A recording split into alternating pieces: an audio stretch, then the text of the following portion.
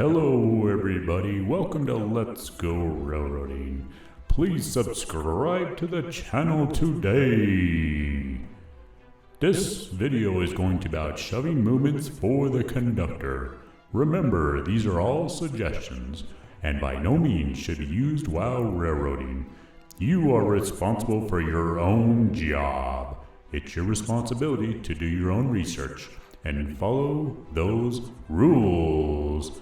Number 1, let's verify derail and switches are aligned properly for your movement. Number 2, no men or equipment are fouling the track. Number 3, verify if the railroad car is safe to ride. Number 4, are there railroad cars currently in the track you'll be making a hook with?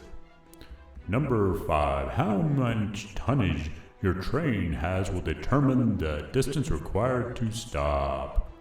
Number 6, do the railroad cars have long drawbars, which will increase the slack action forces? Are there other trains or RCL or yard jobs working in your area? Is a job briefing required? Here is a list of my 7 suggestions for you. Please leave comments down below for more suggestions you might have. Next, I would like to talk about the radio procedures for initiating a shoving move for the conductor. There are 5 steps. First, have a job briefing with the engineer which ID you will be using, such as locomotive number, train symbol, or job title, such as UP 1234. Number 2, who will be in control of the movement, the conductor or brakeman? Number 3, where will the conductor or brakeman be during the shoving move?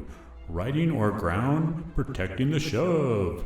Number 4, the direction, east or west. Number 5, number of cars, distance you would like to travel.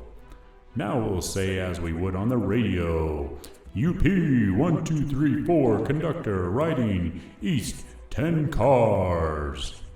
Now the engineer needs to repeat all 5 steps back to you before starting the move. Keep your eyes on the point of the movement at all times. This has been Let's Go Railroading. Please subscribe to the channel and stay tuned for more videos.